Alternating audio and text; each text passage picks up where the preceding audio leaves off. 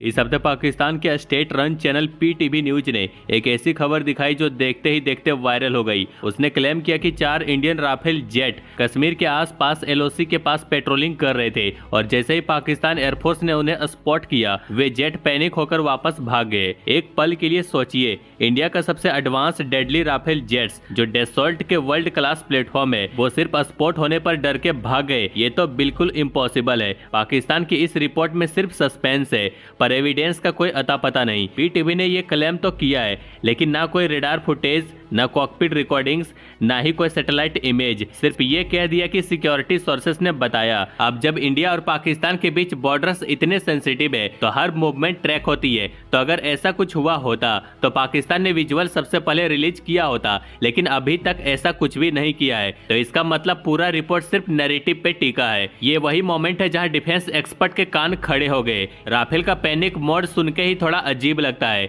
जिन Rafale jet में spectra electronic warfare system, beyond visual range missile जैसे meteor और unmatched situational awareness होती है, वो एयरक्राफ्ट किसी रेडार से डिटेक्ट होते ही भाग जाए, ये बात बिल्कुल लॉजिकल नहीं लगती। एक retired Indian air force air marshal ने डायरेक्टली कहा कि इंडियन एयरफोर्स के राफेल जेट किसी भी इंटरसेप्ट से घबराने वाली नहीं है। ये पीटीवी का स्टेटमेंट ज्यादा साइकोलॉजिकल वॉरफेयर जैसा लगता है। अब बात करते हैं, क्या ऐसे सिनारियो का टेक्निकल एंगल पॉसिबल है। राफेल जेट्स जो हर तरह से एडवांस है, उनमें हर चीज कंट्रोल की जाती है।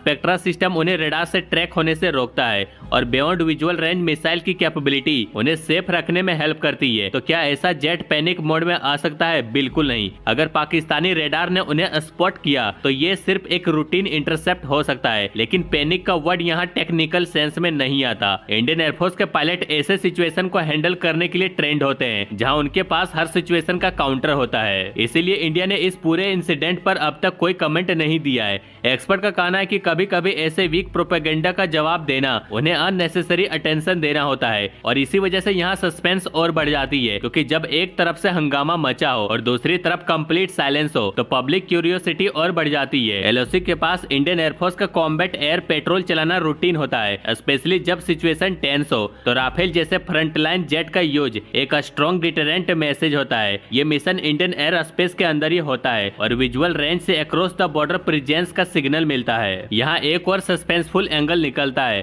क्या इंडियन जेट सिर्फ पेट्रोल कर रहे थे या किसी डीपर सर्विलियंस या रिस्पांस ड्रिल में लगे हुए थे? पीटीवी ने यह दावा किया कि पाकिस्तान एयरफोर्स ने तुरंत जेट स्क्रैम्बल किए और राफेल जेट भागे, लेकिन अगर राफेल ने एयर स्पेस वायलेट नहीं किया था तो स्क्रैम्बल करना एक रूटीन प्रैक्टिस ही था। तो इसका मतलब विक्ट्री क्लेम करना सिर्फ एक परसेप्शन बैटल था। ये सारी चीजें 2019 बालाकोट एयर स्ट्राइक के बाद की याद दिलाती है। तब भी पाकिस्तानी मीडिया ने हीरोइक स्टोरी दिखाई थी, लेकिन उनमें से काफी ग्राउंड रियलिटी से अलग थी। जैसे विंग कमांडर अभिनंदन को कैप्चर करना उनका क्लेम था, लेकिन उसके पहले उन्होंने पाकिस्तान एयरफोर्स का एक F-16 गिरा दिया था जो पाकिस्तान ने डिनाई किया था। अब क्या ये राफेल वाला नैरेटिव उसी पैटर्न का एक फ्रेश एपिसोड है? एक्सपर्ट ये भी कह रही है कि जब चाइना बॉर्डर पर प्रेशर बनता है या पाकिस्तान में डोमेस्टिक क्राइसिस होती है, तब ये डिफेंस बेस्ड मीडिया नैरेटिव्स ज्यादा आती है। इकोनॉमिक क्राइसिस, IMF की कंडीशन और इंटरनल इनस्टेबिलिटी के बीच पीटीवी जैसा चैनल एक विक्ट्री मोमेंट बनाना चाहता है, और यही होता है मीडिया वॉरफेयर का असली मैदान। ग्राउंड पे अगर सच में कोई डॉग फाइट,